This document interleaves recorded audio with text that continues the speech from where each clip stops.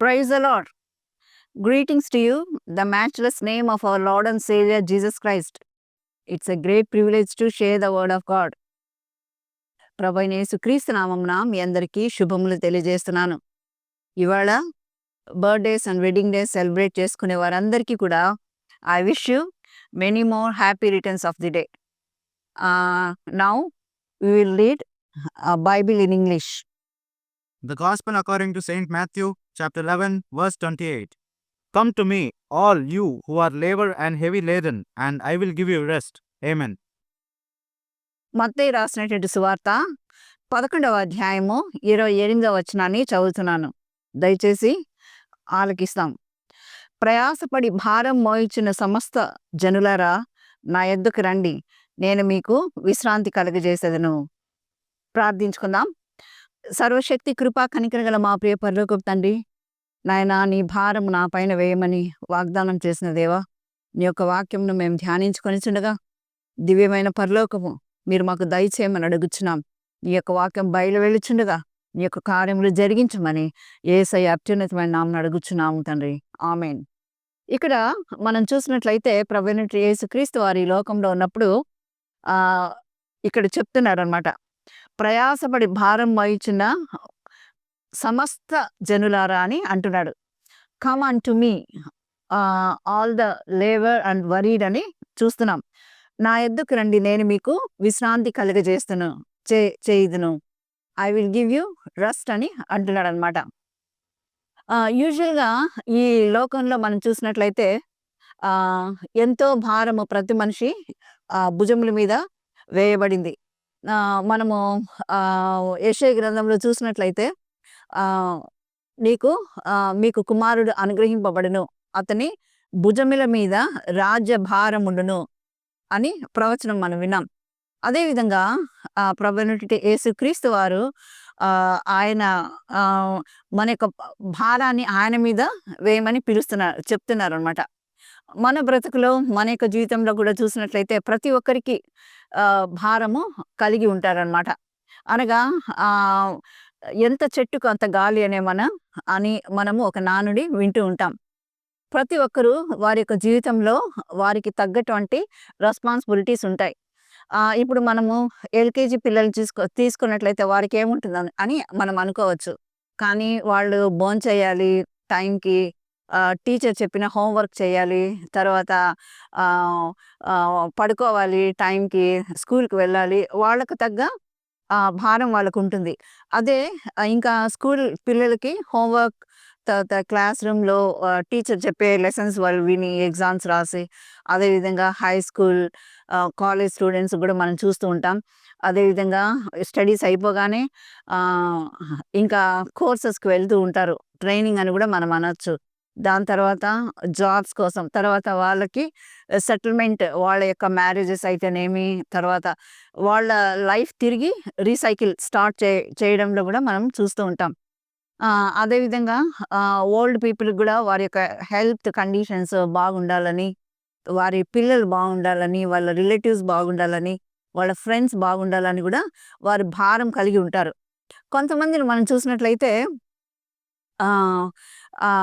మామూలుగా మనము గమనించినట్లయితే మ్యారేజ్ అయిన తర్వాత most of the responsibility husband తీసుకుంటూ ఉంటారు. Because husband is the head of the house అని మనము బైబిల్ గ్రంథంలో చూస్తున్నాం.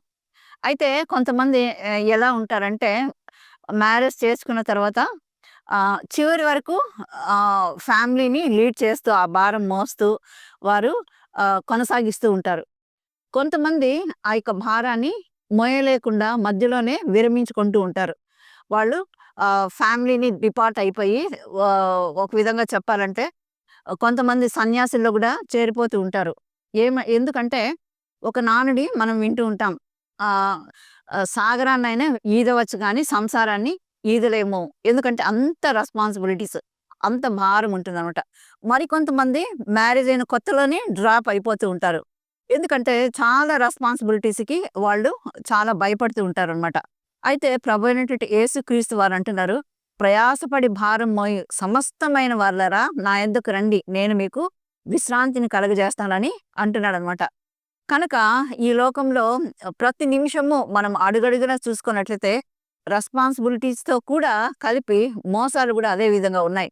అయితే అవన్నీ కూడా మనము ప్రభు యొక్క సన్నిధికి తీసుకొనొచ్చినట్లయితే ప్రభు మనల్ని ఆదరించి, ధైర్యపరిచి, మన భారాన్ని ఆయన పైన వేసుకొని, ఆయన మన లైఫ్‌ని లీడ్ చేయడానికి దేవుడు మనల్ని ఆహ్, ఆహ్, క్ ముందుకు సాగడానికి శక్తినివ్వడానికి ఆయన యొక్క కృప మనకు తోడుగా ఉంటుంది.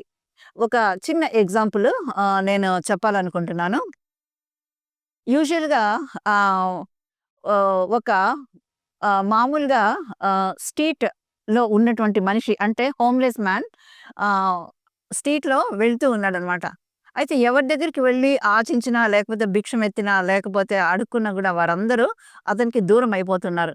బికాజ్ ఆయన యొక్క వే ఆఫ్ డ్రెస్సింగ్ కానియండి, లేకపోతే స్నానం చాలా రోజులు అయ్యి ఉండొచ్చు చేసుకొని, తర్వాత మాసిపోయినటువంటి గడ్డంతో అందరూ కొంచెం దూరం వెళ్ళిపోతూ ఉన్నారన్నమాట. అయితే అతడు విలపిస్తూ, బాధపడుతూ ఆ యొక్క హోమ్‌లెస్ మ్యాన్ స్ట్రీట్ నుంచి వెళ్తూ ఉన్నాడు. నిజమైన దేవుడు ఎవరైనా ఉన్నట్లయితే ఈ టైంలో నన్ను ఆదుకున్నట్లయితే బావుంటుంది అని మనసులో అనుకుంటూ వెళ్ళినప్పుడు, అక్కడ ఒక బోర్డ్ అతనికి కనబడుతుందన్నమాట.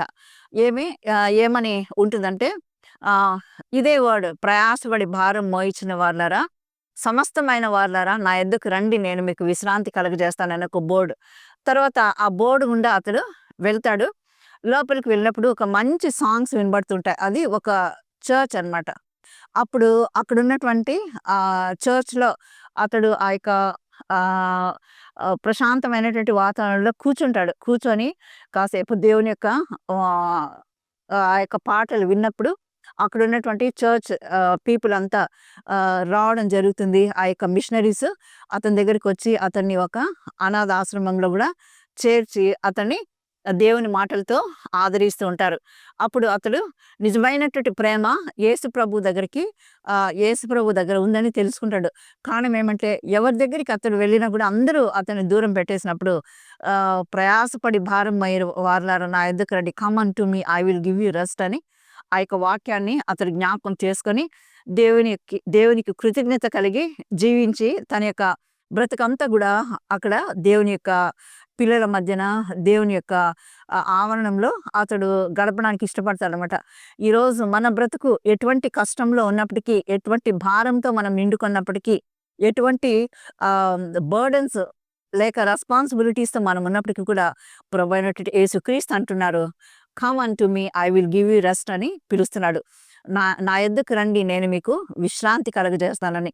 కాబట్టి అటువంటి ప్రభువైనటువంటి యేసుక్రీస్తు స్వరాన్ని మనం విని, ఆయన యొక్క సన్నిధిలో మన యొక్క భారం ఆయన పైన వేసినట్లయితే, ఆయన మన యొక్క భారాన్ని ఆయన పైన వేసుకొని, ఆయన మనల్ని ప పరిపూర్ణమైనటువంటి విశ్రాంతి మనకు కలుగజేసి, మనల్ని ముందుకు నడిపించేటటువంటి యోగ్యమైన జీవితాన్ని ప్రభువు మనకు అనుగ్రహిస్తాడు. అటువంటి మంచి జీవితంలో ముందుకు సాగుదాం. ఈ యొక్క మాటలను దేవుడు మన యొక్క వినికిడిలో దీవించును గాక. God bless you all. Amen.